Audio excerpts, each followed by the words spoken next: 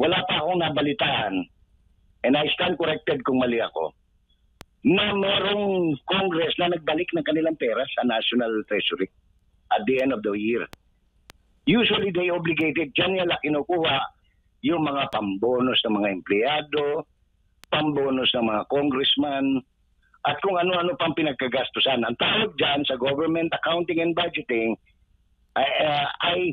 you obligate the savings so that you don't have to return it to the National Treasury.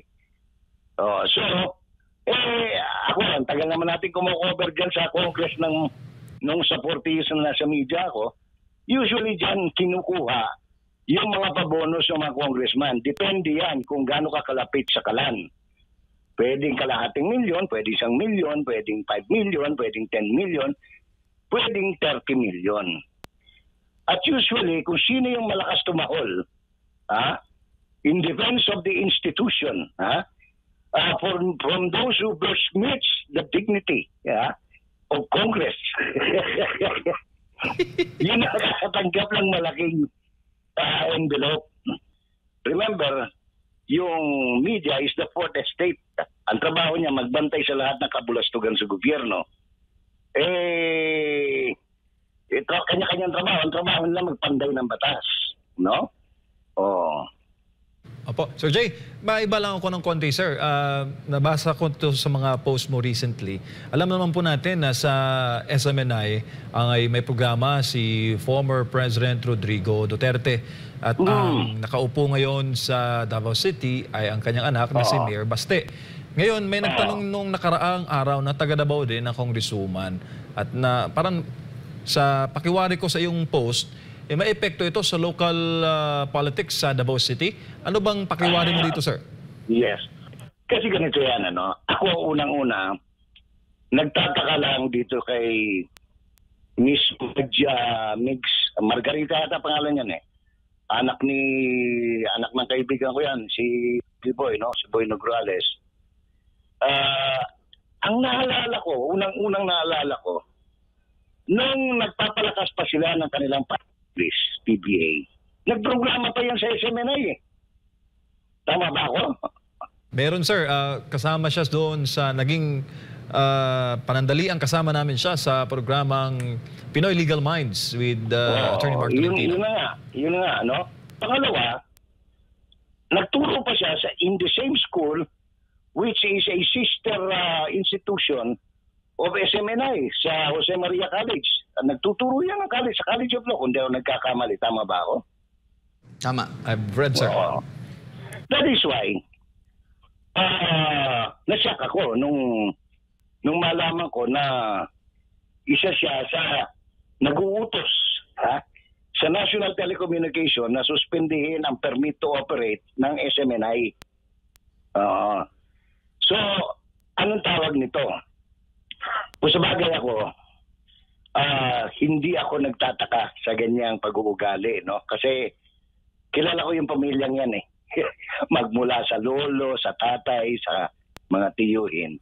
Hindi ko na expound, pero yung mga nakikinig siguro, lalo na yung mga taga-Davao, would know kung saan klase kung sabihin siya pa, no offense meant, kung saan klase mananap So, be that as it may, my inside information is talagang dudulugin nila yung istasyon kasi unang-una nandyan si Duterte. Andiyan si Mayor Digong nagpo-programa.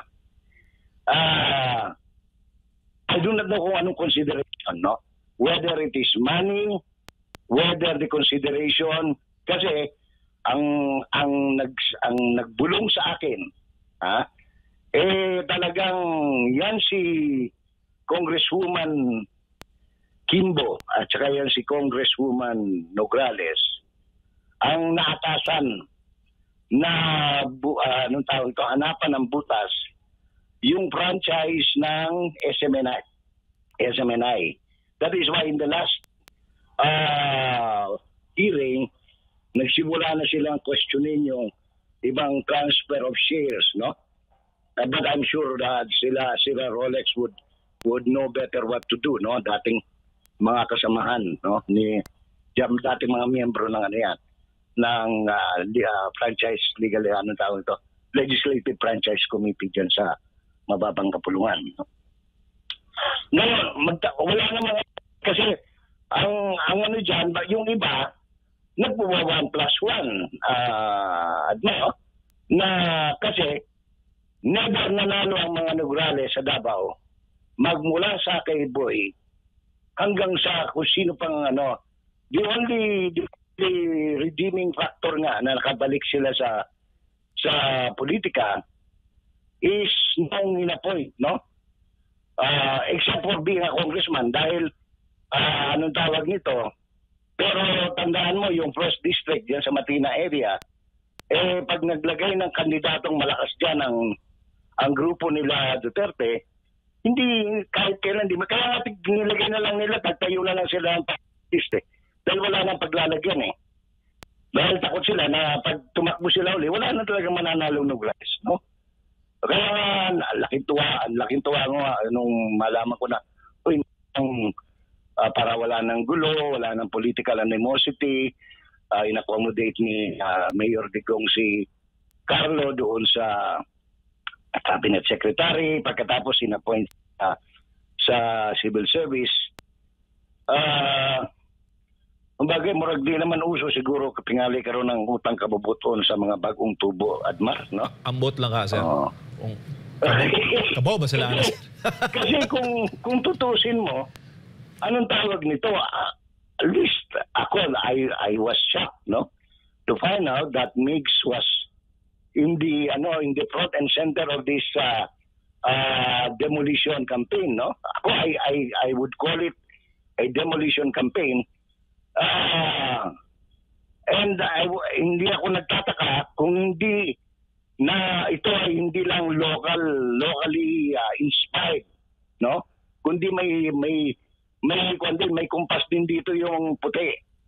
Alam mo naman kung gaano galit ng puti kay Pastor Kibuloy dahil lumaki yung kingdom sa Amerika, karamihan sa mga funder sa CIA, mga anong tawag saka sa FBI, yung mga religious organization sa Amerika. So hindi ako nagtataka kung bakit mas marubdob, masigasig itong hangarin ng mga ibang mambabatas. Kasi tandaan mo, ito huling-huli. Nung kumakampanya, nung tumakbo senador si Speaker, lumalaw pa yan dyan. Nung tumakbong presidente, si Bongbong, halos linggo-linggo nandyan sila Sandro, pati si Bongbong. Nagmamano kay Pastor. Nung makuha na nila yung kanilang hangarin, na elect na sila, iba naman ngayon, no? So, hindi ko alam bakit ganyan ang nangyari, no? Pagkatapos, at saka hindi ko gusto itong gabayan yan. Ito, anong petsa na tayo ngayon, Admar? Ngayon ay December 7. December 7. Thursday. Ilang araw na lang magsisinidye na yung Kongreso, di ba? Next week, sir. Na. December 13. December 13. Okay. Before December 13, doon sa nangyaring unang hearing, no? Involving Badoy, SMNI, and Celis, ang sabi nung kung sino man yung nagsalita on behalf of Congress na naglabas ng isang kaprasong bond paper na may nakatype na mga figure na sinasabing yun ang ginastos sa travel, no? Sa travel expenses na 39 million something, no? Kako, ipagpalagay na nating totoo yung kanilang sinasabi, which I don't believe anyway.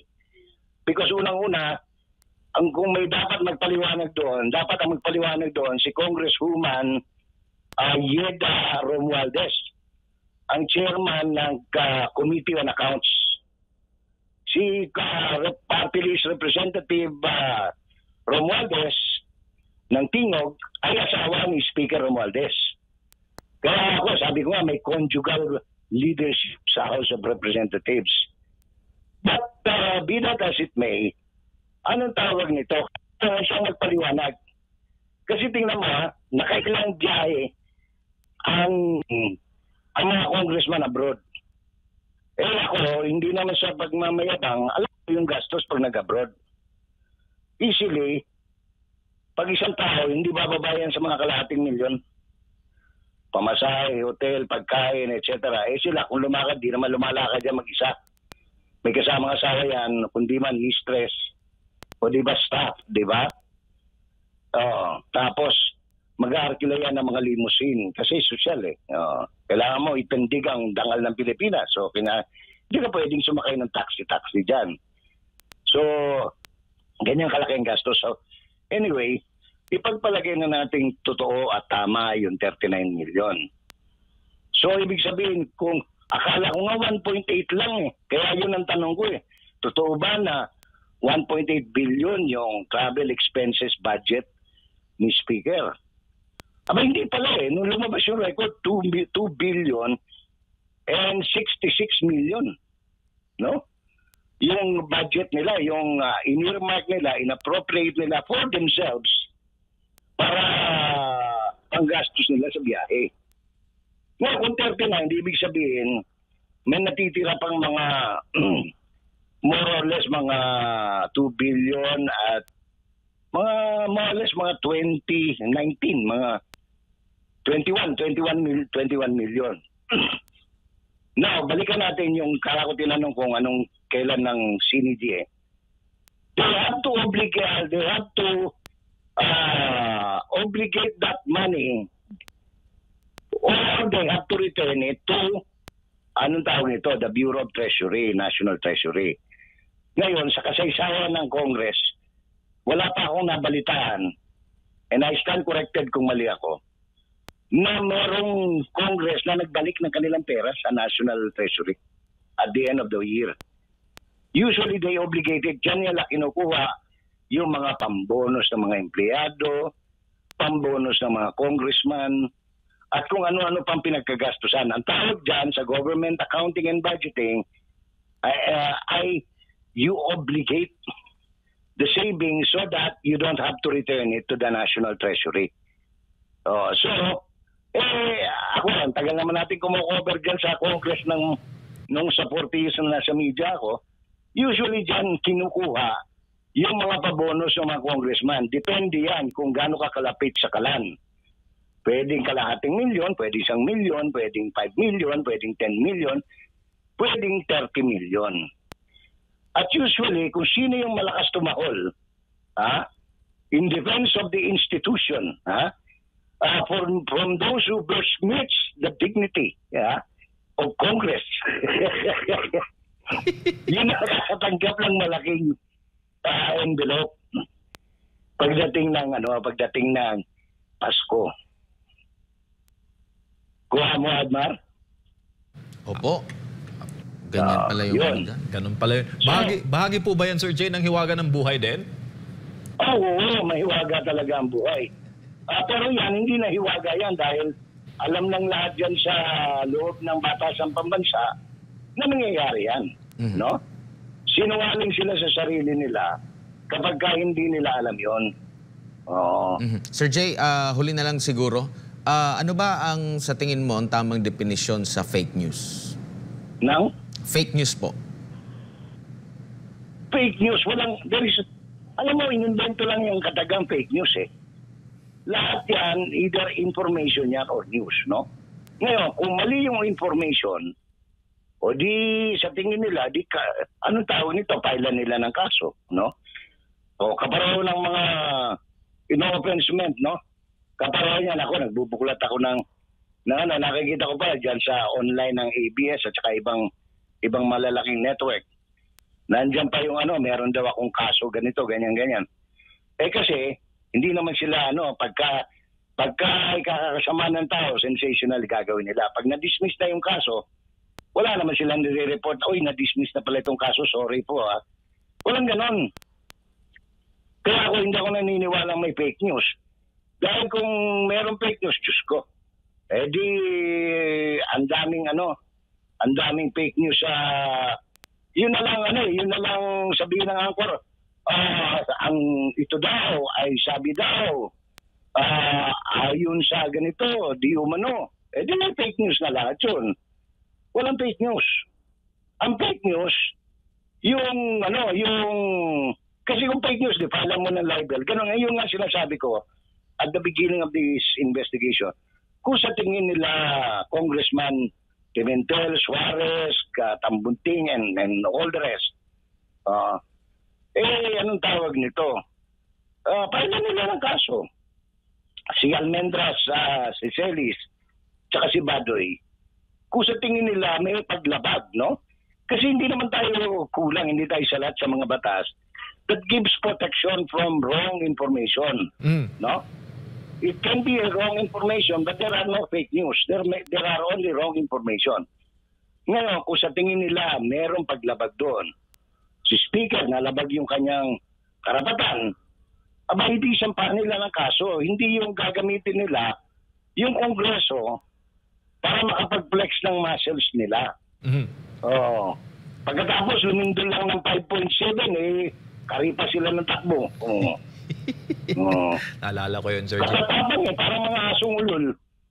Sabi ko nga, Diyos ko, ang itsura ng isang naka-Amerikanang, anong pangalan ng congressman na yun? Nandidilat pa yung mata. Kala mo mata ni Lisa Araneta. Easy lang, easy. Sir Jay. Maga pa. Nag-umpisa pa lang yung maga. Kita-kita, nagunta po Sir Jay. Magkape-kape ta ba kayo? Balita ko, masarap daw ang kape dyan sa Bansalan. Ay, oo. Dito, Arabica. Yan. Puso rito yung mga kape na hindi lumalaki. Hindi abutin yung height ni First Lady. Easy. Baba lang. Easy. Sir, dagang salamat sa iyong panahon. Ngayong umaga. Maraming salamat po. Mabuhay po kayo, Sir Jay. Oo, mabuhay din kayo. Salamat ng marami sa pagkakataon. Pasensya na kayo. Ang magbubukid na ito, natatanong ninyo. Ako naman iba ang binisaya pa. Kiningtaw ka na, wamang cover may istorya.